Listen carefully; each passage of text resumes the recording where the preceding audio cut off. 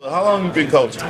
So this will be my 5th year at Clinton. Overall, I coached 2 years at the University of Pikeville in Kentucky. That was back in 2010, 2011. Then I owned a gym in the Tri-Cities for about 8 years. And then I was an assistant at Crockett as their strength coach and then assistant as their baseball coach. And I made the trip down to be a Dragon. So it's safe to say your boy's in good hands as far as getting physically prepared. a little bit. I got a little passion for it. My background, I've lifted weights and had a passion for it since I was 12 when my dad gave me a weight set in our basement. I've traveled the world getting close to 20 certifications in it. It's something I'm passionate about, but I'm more passionate about working with really good kids like I've got behind me. So as a coach, you take a lot of time out of your family life, out of your home life. What do you do to assure that these guys are getting looked at that want to play at the next level? Well, the biggest thing for us, I travel around I work a lot at college camps in the summer. I go to a lot of clinics so I can meet these college coaches and build relationships with them. Some of them have relationships with when I previously coached in college. But what I try to do is I teach them how to have a grown-up, personal, professional social media as well. So on their Twitter, whether it's their Twitter, their Instagram, Facebook, every day, unlike when I was growing up, they're selling themselves, and it's a body of work of what they're doing.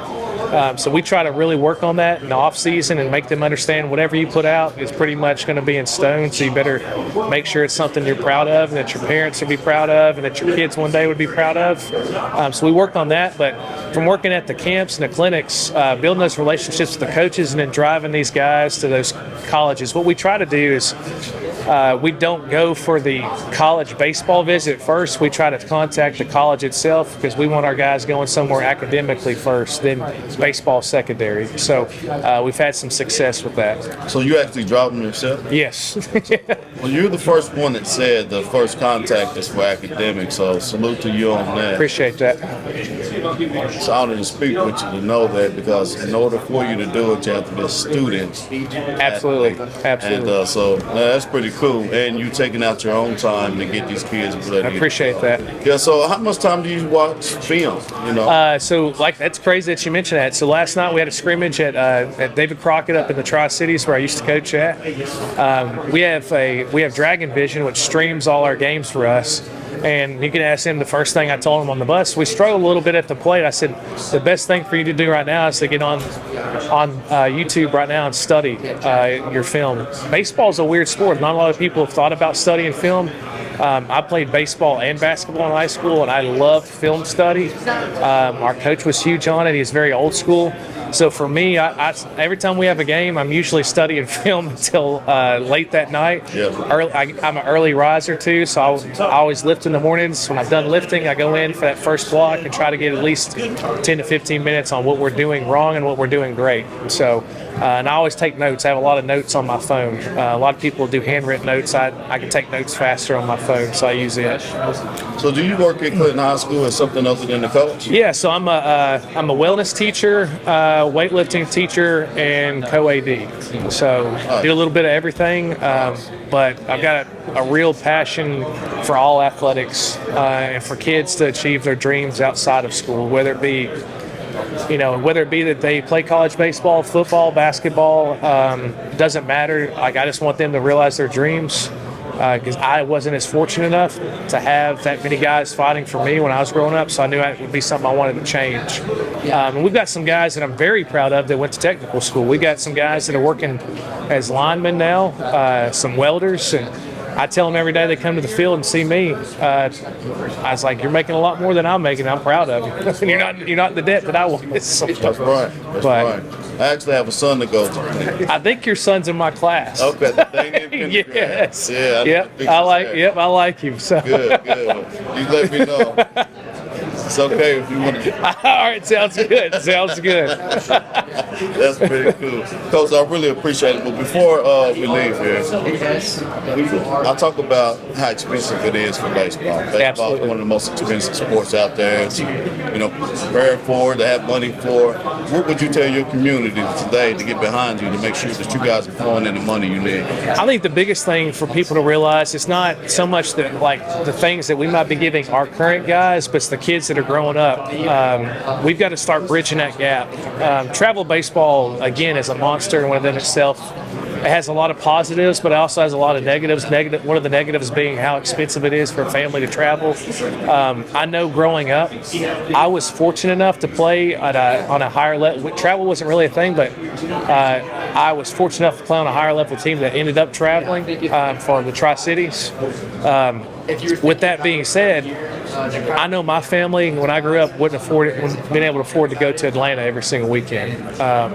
Understanding that there's some kids out there that have passion, especially in our surrounding communities. If you have a baseball bat, a glove, cleats, donating to those communities is huge. We talk about that with our guys. When you outgrow something, let's go donate it to somebody that's not as fortunate. But that's how the game of baseball is going to grow.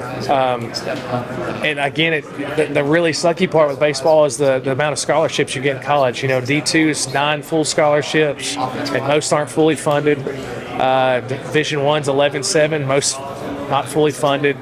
So that's why we hammer academics. If you want to play in college, you're going to have to be academically, get your academic money first. But as far as our community helping us out, they do such a great job helping us in the first place. All I'd want them to do is take their old used beat-up gear and take it to our little leagues and start funding it, giving them those opportunities for those kids. Yeah, no doubt. Because that's pretty awesome. Last thing before we go, they say great programs build out great culture. How would you explain your culture to them?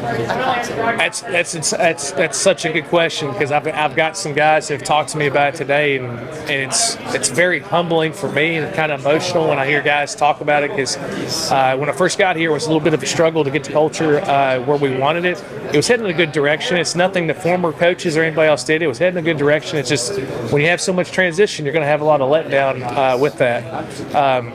Our culture right now, I had a guy ask me the other day, how's your team going to be this year? And I said, we're senior heavy, but what makes me very excited about this team is that the guy that's number 30 on our roster, I'm excited because I know he's going to contribute to this team somehow. When I first got here, we were trying our best to keep kids for those numbers that were good kids that might have not been great baseball players, but we want to give them opportunities.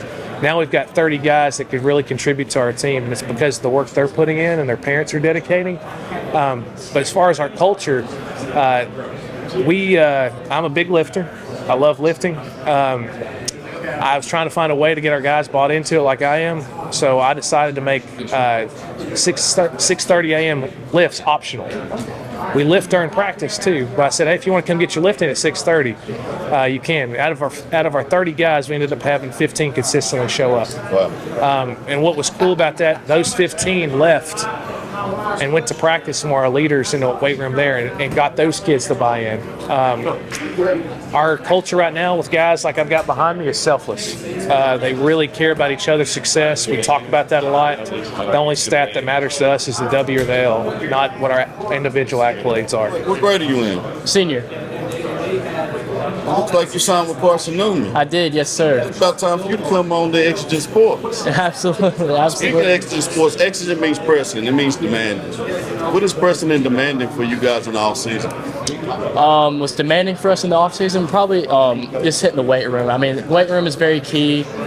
He's really big on developing guys and, just getting stronger every day. Just working on our baseball skills as well. Absolutely. So what do you do outside of, having to be at practice with coach? What do you do to make yourself better? I go and really work on pitching. I think pitching is really my strong suit. I try and perfect my mechanics, and one thing that's really I'm known for is my pickoff move at first. So I've been working on that a lot and trying to perfect that. What team are you ready to play today that you can just think of that you're just ready to go back at them?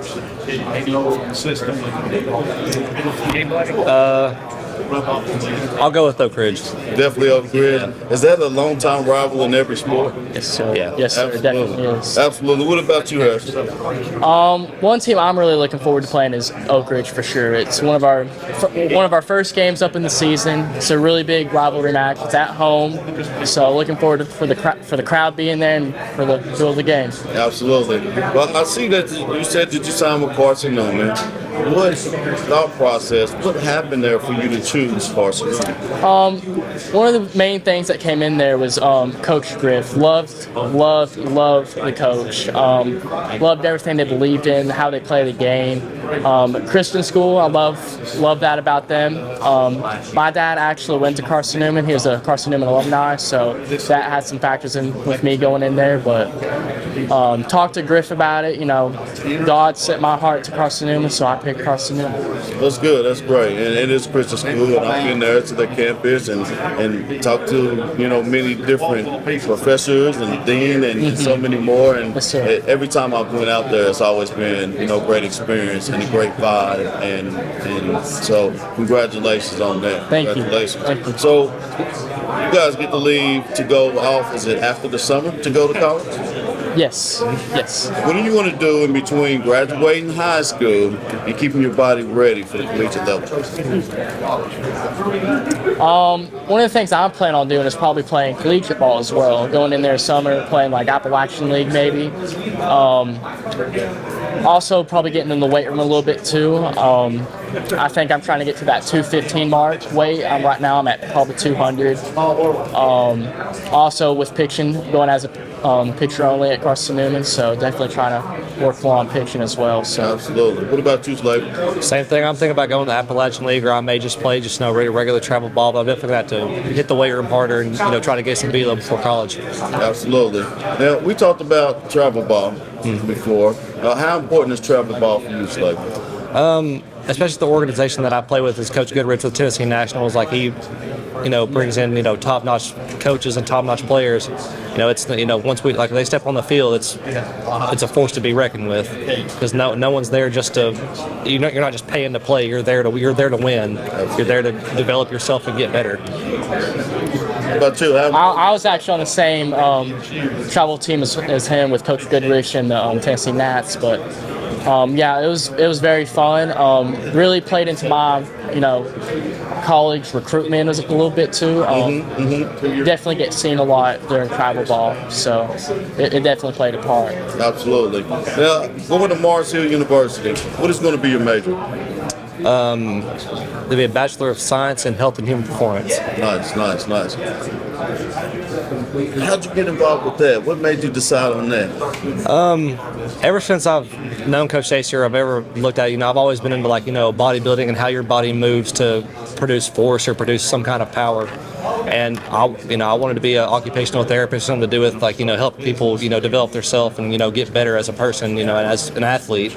So I'll go in there and get a degree and just kind of help people get to their dreams, I guess. Utilize it. So kinesiology. Absolutely. What about you? What is your going to major at For Carson Newman, I'm going to go major in business, but after my 4 years in college, I plan to go on to law school and do contracted business law.